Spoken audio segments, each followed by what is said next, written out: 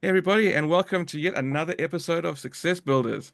Today, I'm super stoked to be on the show with Tommy Gann and Ian Brake. They're coming to us from the UK. How you doing, guys? Hey, how are you? Very good, very good. How's the weather there by you?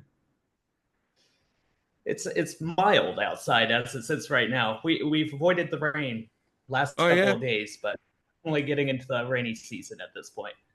just like us, we have rain all the time. It's like terrible. So I know you guys in the UK have very similar weather patterns to us. So I feel you on the weather side. We all need to It's go on still holiday very somewhere sunny. we're getting ready for the pumpkins. Yep, Yeah, it's yeah. known as Rain City in Manchester over here. Oh yeah. I feel like it's a well kept secret though, because I actually like the weather over here, Tommy. I I've grown up with it, and it's fine. You got to have perspective. Living here, there, and everywhere, it gives you perspective, and we'll leave Yeah. it at that. So, I'm guessing that you support Manchester United, right? It's a well kept secret. So I don't fall to either side. I know my grounds. I need to stay alive over here, Yeah, yeah, yeah. Yeah, well, you can just say that you follow American football, so that's cool. It's like man. That's my fallback right there. that's your fallback right there. Yeah, yeah, I follow American football too. yeah, yeah, yeah. Cool. And then, I can say that I follow South African rugby. Then it's like, yeah, because I used to be from South Africa myself. Um, so yeah, Ian, you were mentioning to me before the show that you're from America and you've now moved to the UK. What has it been like? How's the culture shock, Wow, man. It's similar, but it's different. It's just enough to be able to keep you on your toes. You know, cars on the wrong side of the street, all that kind of stuff. Make No, sure you you guys don't have the get car on the wrong side of the street. You on tell now. him. You tell him, Ricardo. Nah, it's good, man. It's just quirky enough though. It keeps the mind going, and I love the people over here and such. It's just a great place, and it's nice to be able to have that different cultural perspective. Awesome. We No, got good. good. Oh, the food Yeah. is good over here. Oh, yeah, I yeah, do it is. like Yeah, I've that. been to the UK. It's good. New Zealand, the food's not so great. I must be honest, it's not so good, especially in the smaller towns. Nah, they don't have to make food here. Beautiful Uh, place though. New Zealand is oh awesome. yeah, I love yeah, it yeah, there. yeah. I It's spent a lot of lovely. time in Australia as well and such, and just lovely over there. Yeah, no, it is. So, the name of the show is Success Builders because obviously we want to learn about how people make success in life and where they came from. So I'm gonna round robin between the two of you, and I'm gonna ask you to just speak a little bit about where you came from and what you're doing now. So it's totally open floor. You can talk, in any direction you like, and we'll just lead the conversation as it flows, right? Okay. So I'm gonna start with Tommy. Tommy, you tell us a bit about your history and what you're doing now. Sure. Started life as a pharmacist. Did that for 6 years. Graduated in Manchester. Um, Decided it wasn't really for me. It's not an industry I wanted to be stuck in. And then I moved towards property. Didn't know where exactly in property I was going to land, and then just found my feet in service accommodation. So that's kind of like, some people know that as Airbnb or rental arbitrage. Um, Been doing that for about 7 years now. Built a portfolio of rent to rents to begin with. Went from 0 to 20 units within 6 months. That's how me and Ian met, actually. He was one of my very early guests while he was doing an MBA at Manchester. Um, then we pivoted towards service accommodation management. So we managed a portfolio of about 47 properties. Did that through COVID, which was crazy struggle. Oh, wow. That's crazy. Yeah. And then kind of like 2 years ago, just before my daughter was born, exited the service accommodation business.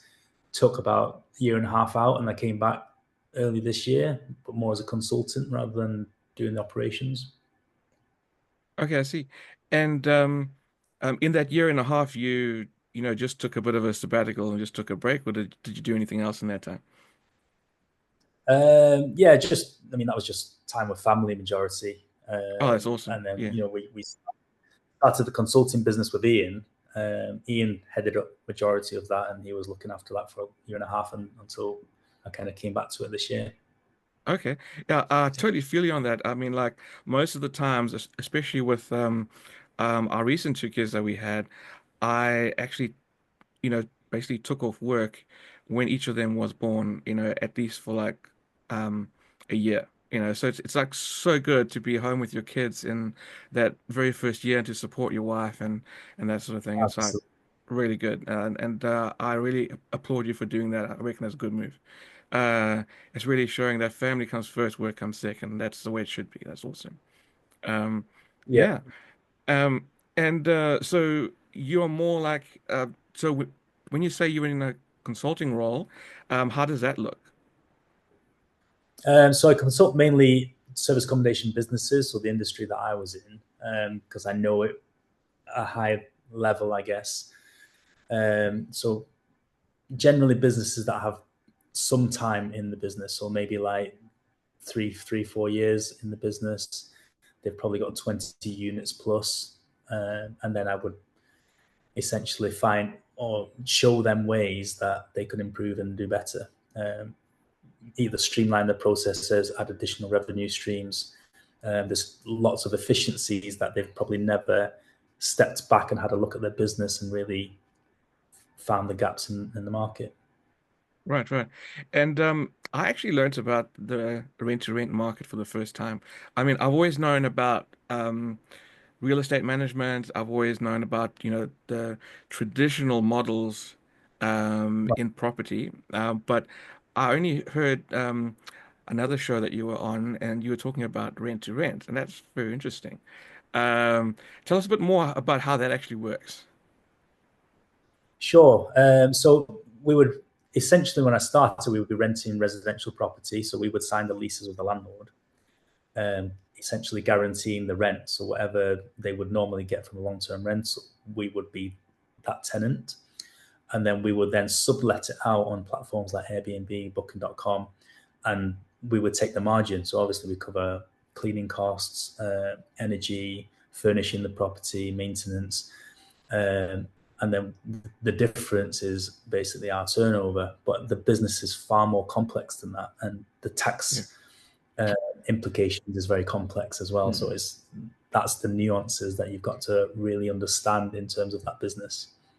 Yeah, I think you were mentioning in the other podcast something about value-added tax that took a hit, after Yeah, you reach a certain threshold, then right. that becomes a bit of a problem. Because I can imagine that the landlords aren't VAT registered, and you can't claim back VAT from the rentals that you're buying, but you have to charge it on the front.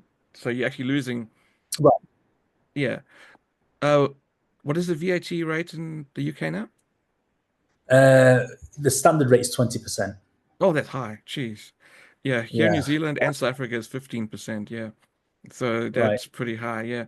Um, that works if there was commercial property and you could claim VAT on the input rent, I guess. Um, It's quite complex. So residential property in the UK is VAT exempt. hmm, So unless the land, I mean, even if the landlord was a company or VAT registered, that portion would still be exempt, unless they were specifically doing service accommodation, in which case it would be commercial and there would be VAT on it if they went over threshold. So right, right. it's a real can of worms, really. Yeah, yeah.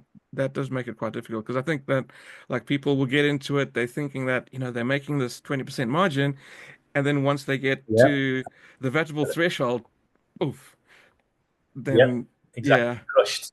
And the painful thing is because you're kind of getting 1 to 2 units, and then once you get 2 units, you kind of got a little bit of a portfolio. You've got some results, so then it's a lot easier to get new units and to get landlords on board. But then that's where it kind of kicks you in the nuts, really, because you think, okay, well, I'm growing my portfolio, I'm getting deals left, right, and center. But then as soon as you hit that VAT threshold, then it's kind of pretty much game over and you lose all of your margin overnight. that's right. Yeah.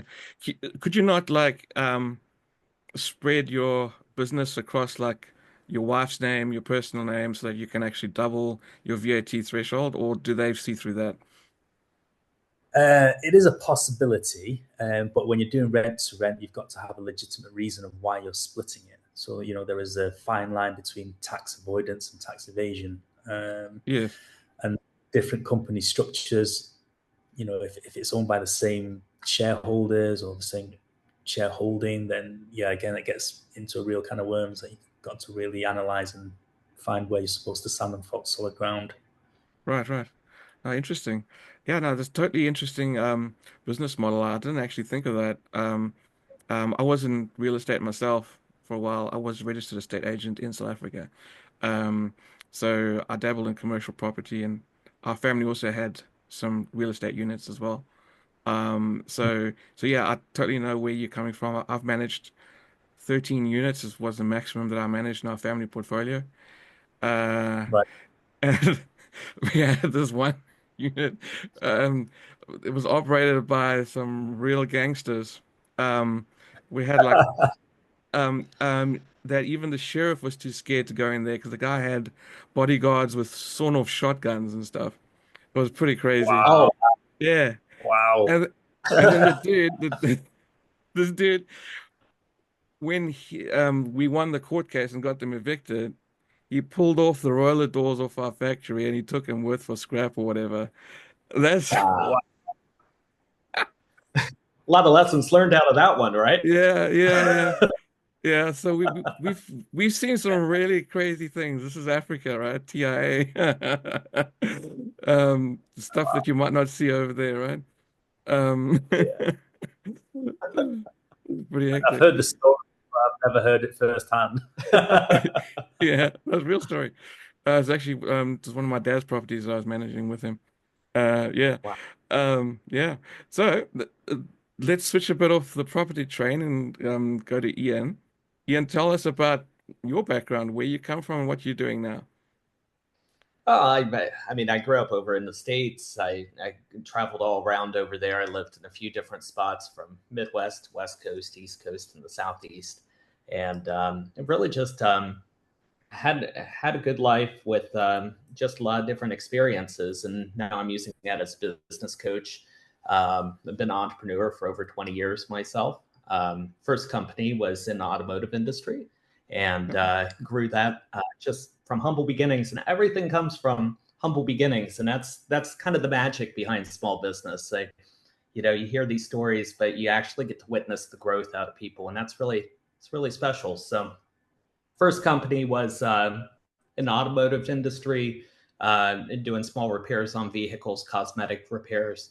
Ended up franchising that, and then moving from Washington State back over into Maryland, where I co-founded a company over there, and really just grew a business. Actually, in property, ironically, it was a SaaS company, software Yes. company.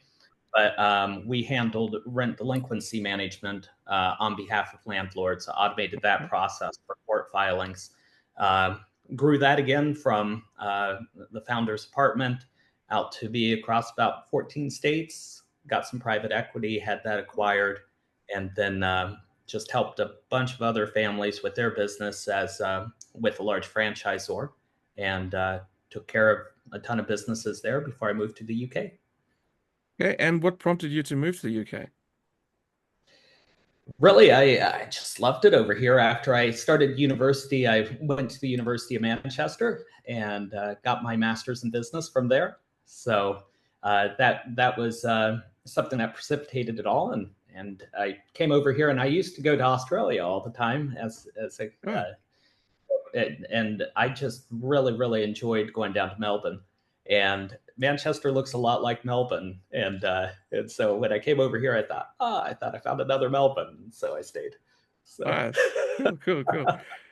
And what are you doing there now in the UK, like so work-wise? I'm exclusively just coaching small businesses and using all those lessons learned that I had from really being in the trenches to be able to help people avoid pitfalls, avoid hitting their head against the wall, just finding efficiencies and really putting in good, strong, resilient systems right in the beginning, or helping them to be able to retool with things that really will help them grow and find that success. That's awesome. And Yeah. how are you two connected? Like, are you involved in business together right now? Yes. Yeah. Yeah, absolutely. So I'm CEO of the company, that Tommy's director, and yeah, we just really enjoy just helping people and helping to be able to have their legacy grow. Okay, cool.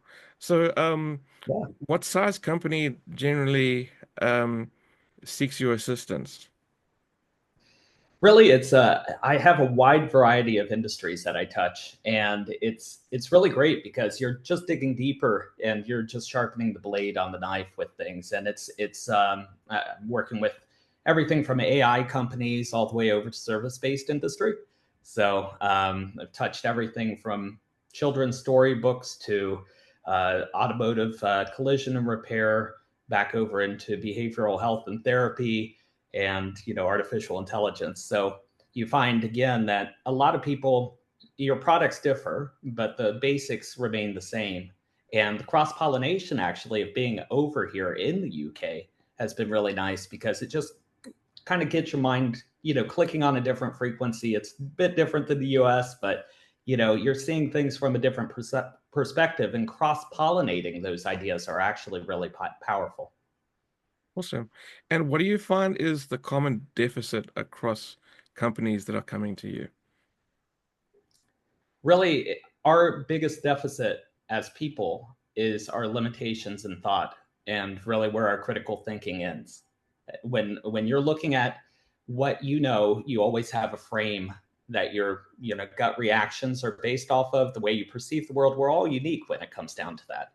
And so really the direct links and the causation to problems identified in the business always comes back to the decision makers. And so I really try and link the two together and be able to work holistically with the person to be able to identify where those blind spots are, and then also be able to grow that skill set so that you're not just eliminating the problem out of the business, but you're really teaching someone how to fish for themselves too. Right, right. So, from what I'm understanding, it's basically strategy. A lot of businesses don't really have a strategy. They just come in and are doing stuff just for the sake of doing it and don't really have a plan on how to grow their business. A lot of Um, Absolutely. repeat, Yeah. absolutely, and yeah, a that's lot what I'm of lack saying. of foresight into things that could be disruptors or things that are changing in the industry, and it's just something that is just leak opportunity costs just down the drain. Okay. And do you find that they also lack systems as well?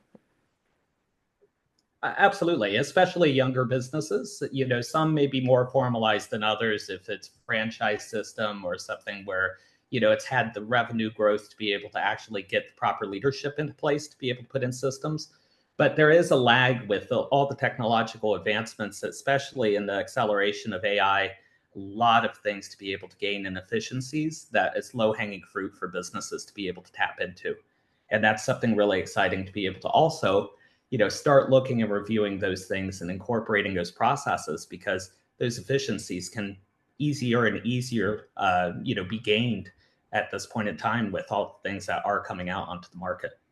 Right, right. And philosophical question. What do you think is going to be the impact of AI and robotics on humanity as we know it in the next, let's say, 10 years? Uh, this is where it's Ooh. an interesting trend. So I look at it, and I'm not doom and gloom out of it, but we definitely have an acceleration in the tool sets that are there, and we're in an exponential curve. So that's going to continue to go up no matter what. And the lack of response that, or the capability to respond in a lot of ways, but just because of that wash rinse repeat mentality, you're trying to keep the business on the rails and everything else. You're not exploring these new ways to be able to have that success and be able to put in better processes and systems. So I think that where people see a cliffside and they see that way off into the future, that cliff is just getting closer and closer. Yeah. And for artificial intelligence, it's going to be really interesting to be able to see how that impacts really levels the playing field. I see tools that would take someone very specialized skills to develop over a decade, maybe worth of, training and work and maybe 10 or 15 hours worth of time now be able to click a button by a junior level person and be able to produce that same result, just with artificial intelligence. So as this equalizes things, people who get paid big money, these things are going to come down to Fiverr level. I'm Yeah, just going to exactly. get a free to be able to do that. Yeah, yeah, yeah. And so there's Once, a lot of disruption that we see for sure. yeah, yeah. One scary thing for me personally, I find is that the pace of things is so fast. Like you come back, like let's say you went into the wilderness for like, I don't know, 6 months and you come back out again. And the pace of technology is just so fast. You just kind of come back and like, like not even 6 months ago, we didn't even have AI generative video. Now we do, you know?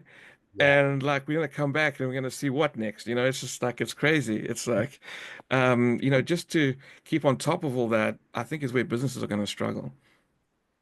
They are going to struggle, and that's why I started linking things back to the individual, because the more critically that we can actually think and be able to not just use a pocket knife but use a chainsaw, and or at least know that the chainsaw is there to be able to use. Those are really powerful lessons for us to be learning as business leaders right now and have that awareness enhanced. Because if we stay within our same frames, we're thinking about solutions in the same way that the problems are manifesting today. So shifting that mindset, being more open to those things, understanding the opportunities that's actually out there is huge. And it's going to be critical for people who really have the upper hand and leverage the technology. I think so. And do you agree that also that forming business alliances is important? People keep themselves in silos. I see that all Yeah, the time. And so it's a tough thing. And it's a lot of times, it's very lonely as a business owner. And yeah, and I started doing the coaching just because I wish I would have knocked on my door 20 years ago. It's something where it's deep, it's personal. And when you're thinking about that lack of communication, you're not going to talk to your competitors. Your family doesn't necessarily understand. They're just giving you a high five and going, good for you. You got your business and it sounds like things are going great. And you can't talk to your staff and your employees in that outgoing way to be able to really talk about the deep-seated issues that's there. So having a sounding board, it absolutely helps. And we need more communication. And I think that we technologically, I was looking at a LinkedIn, it was infographic, and it was so interesting to see how relationships actually have just shifted over to the internet in just the last 15 years, and how us meeting people has declined in all of other ways. Now this was for a romantic partner context, but if you really think about it, we're kind of in slow motion right now, and we're looking at things from we're in it, and not the perspective of how isolated we really have become as a society to have conversation with others. Everything is, we go to the grocery store, we don't even have to talk with someone to be able to check out. yeah, And so exactly. we're not getting practice with relational skills. And those relational skills directly translate into sales and marketing. So at the end of the day, is this becoming a lost art? Or, I know people who get a call on their cell phone and they'll ignore the call. And then they'll just go ahead and text someone. They use that as a signal someone wants to talk, but they feel uncomfortable or better by doing a text than actually having the live conversation. So the ripple effects out of the way that we're always immersed within a screen, while it leverages us technologically, it's also isolating us more and more. it is actually. And that's why things that like what we're doing now, getting out there and speaking and being on podcasts, is really important to maintain that part of ourselves and to enhance that part of ourselves that technology is taking away. So that's actually how I met Tommy. We actually met in a mutual group, about speaking, about doing public speaking and stuff like that. So Yeah. that's how I came to meet him. And so yeah, definitely, hats off to anyone who's stepping out of the comfort zones and actually talking to people because no one's talking anymore. Everyone's texting. Everyone is that's but yeah. like the worst part is everyone's putting out content about themselves, but they don't bother to go and engage with other people. And then everyone is just Yeah. putting out their own content. They're all in their own little glass box on Right. social media, right? Yeah. Where the real action is going to talk to someone else, go and comment on their posts. And then from the comments, develop a relationship. And then from the relationship, get into a call like this, have an Absolutely. interview, connect Absolutely. on camera with real people. This is where it's Right. at. This is where it's at. This is where it's at. It's an interesting thing because I think that, it gives us protectionism to be able to do Yeah, this. yeah, It's something where the fear of vulnerability, the risk, all of this leads to growth out of people. You have to yeah. be able to actually be comfortable being uncomfortable to be able to grow. And that I think is the core of what is at stake, as we kind of immerse ourselves more and more into these controlled environments, is you're not getting practice being vulnerable. And there's That's right. something that's magic about that. There's something that's really magic about being vulnerable. Yeah, it is. Um, and but you have to also be careful, you know, of the the audience, and the internet is a bit of a dangerous place. So just careful what you share in terms of being vulnerable, that you also somehow protect it, and don't divulge too much that can be used against you as No, well. So there's a bit of a fine line as well. Absolutely. vulnerability in regards to you actually being authentic, I guess, Oh yeah, instead yeah, of yeah, being, definitely, yeah, is more so what I'm talking about with that. Because if you can control it, we get so much gratification just from, if you were on a dating app or something like that. Mhm. Think about the way that you're getting that validation. It's totally, you don't have to take any action, but I'm seeing how many people like me. And so there's no risk involved. You remove the risk by having these glass walls kind of between people. yeah, yeah, And the practice of having that real relationship and communication with people, it puts you out there a little bit, but that's also how we find out feedback and we get the growth, because you don't get the feedback except for the things that you're liking, when you come exactly. into these socially controlled environments. And life isn't that way. No. So it becomes a bit of like an echo chamber of what you are projecting, and then it's showing you back the same thing, and you never get to experience anything else. Right. And Exactly. yeah, and just while we're on the subject of dating, I saw an infographic where it's like one of these motion video things that shows you a timeline of like what it was from like back in 1940. The way that people used to connect was mostly through a friend or through church. Okay. And then there were a few other different ways, but those were the main ones. And then over the years, getting into the 2000s and stuff, the internet started coming up. And then the internet Yeah. became the top one where people are meeting nowadays, in terms of finding their partner. And everything shrunk. And Everything it's shrunk. not Everything even else like a shrunk. small. It's like it just puts everything into perspective. It's by far and large the most common way how people meet these days. Yeah. But Yeah, but the relational impact out of that, again, you find people that, just rely on these glass boxes and these frames to be able to do things, but you're not getting practice, actually being able to go and communicate and develop those relationships until the afterthought out of that, if you want to. But a lot of people, you're losing that critical skill of being able to, forge and have rejection and everything else that comes along with those live contacts versus, someone's already liked me. I can take the step out. I could just go ahead and not respond to that message. I could delete them. And, there's all these different variables that put you in control. And that's great. But when you're thinking about how much of our communication has gone to that direction, it's not giving us that balance that we had before. You just see everything else shrink so much that this then adapts into the workplace where you're just not, do you feel comfortable doing customer service and being able to, make cold calls, or, do you feel confident with your marketing and having that connection, because we all buy from people ultimately. yeah, exactly. Um, it may change in future, AI buying from AI, who knows? But So true. yeah, but for now, that's what the landscape looks like. And I just want to ask Tommy something interesting. So you're from the pharmaceutical background, Right. um, and so in your current business, are you actually coaching pharmacists on how to do better business now, or do you not have any pharmacist clients right now? No, I don't have any pharmacist clients now. Generally, most pharmacists, I'd say, in the UK are employees. So they're employees of pharmaceutical or retail pharmacies. Right. Very few will be pharmacy owners. Right. Yeah, it's an interesting one. I guess most pharmacists that I know that have moved away from pharmacy would have gone into like property. Mm. Right. Right. Yeah. Very are into other businesses. Although property is a business fundamentally, it's not just a pure investment. Buy it and leave it.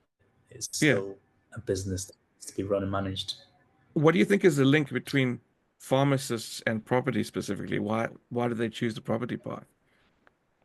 Oh, I think, and this is just from my experience, is a lot of the people that I knew in pharmacy were kind of Chinese or Asian descent, and it's very much you're brought up to go into university and then learn professional degrees like pharmacy, doctors, medicine, accountants, solicitors, and you learn that skill. And then when you learn that skill, which is very academic, and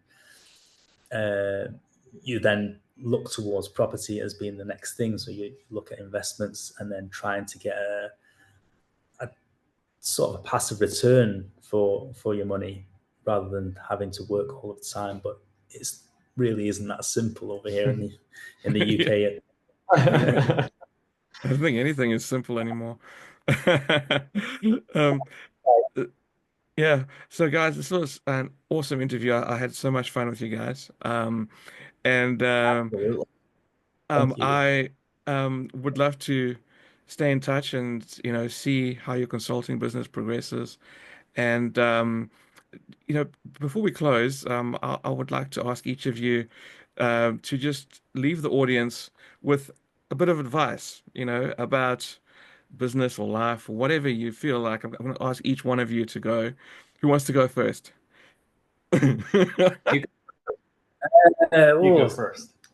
bits of advice. I think probably two things. One of the things is like you can work hard, really hard, building someone else's dream, or you can work hard and build your own. Yes. And Good. the second piece of advice that I has served me really well is when you feel like you're in a dark place, and this is the law of advancement, is you have to go down before you go up.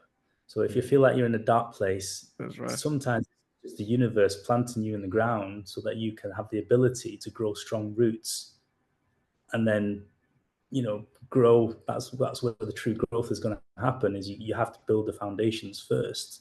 And if you don't have the strong support and the foundations, then whatever you build isn't going to be lasting very long. That's right. That's right. Yeah. And that Build a actually house. reminds me, of like when you get knighted, right? You have to go down first and then you emerge Ah, great. yeah, Yeah? Yeah? yeah, How's that? Absolutely. Yeah. great. Yeah, man. That's a Good cool one, isn't analogy. it? Yeah, It yeah. really is. In everything that you go through in life is that way, and it's again that the risk and the vulnerability to be able to go ahead and plant yourself to Right. be able to advance. And you Just see it very commonly these days, like especially young people who come into money too quickly because they haven't earned their stripes to be able to get into that position, that generally they may not be able to maintain or keep it. You haven't gone through enough trials to really know how to handle a situation. Um, yeah, yeah, I guess That's right. Or comes with even know how far money can stretch you. Someone might come into $1 million, but not realize that $1 million is not going to last you until your old age. You right, know? not the way that it's going right now. Yeah.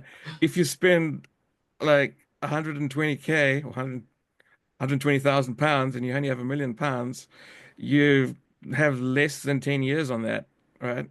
And uh, maybe 8 years, whatever that is, works out to be 9 years. I don't know. My math's not that good. Uh, and so like it's not forever. So you have to make sure that you make the right choices with money invested in the right place, put yourself with the right people, and investing in yourself and in others, and surrounding yourself with the five people that determine who you're going to be. There's actually this saying that says, I'm not sure exactly how it goes, but basically surround yourself. I mean, you're the sum total of the five people that you surround yourself with, right? Right. Um, and if you're surrounding yourself with people that don't really think that life can be amazing and don't believe in success and things like that, then you're going to be the same. That's kind of, Yeah. the unfortunate truth. So, always try and associate upwards. So try and find someone who is in Be a better on, position in right. life and associate upwards. Yeah, I think that's important. Yeah. And Ian, what are your sage words of advice for the audience today? I would say don't be afraid. Don't be afraid. Fear is the thing that holds you back the most, and it's invisible. Oftentimes, there's dragons in your life that you perceive as being a dragon, and there's really nothing there at all. It's all just in your mind. And so it's so important to, I see people who get held back by cynicism and skepticism and, glass half empty and always expecting the worst out of things. And while that offers some protectionism, it also is such a limiting factor. You really just need to be able to believe and to be able to step forward and fight the dragons. Fight the dragons, love that. Not the windmills, the dragons, right? Absolutely. Yeah, yeah. Oh, And my piece of advice for the audience is to tune in to Success Builders because we always interview cool people that expand your perspective in life, right? So make sure that you follow this podcast because we'll be having more cool people on the show in future. And thanks, guys, for being here today. I really appreciate it and wish you all the best with everything you do. Great. thanks Thank you so for having much. us, Ricardo. Take Thanks. care. Cheers.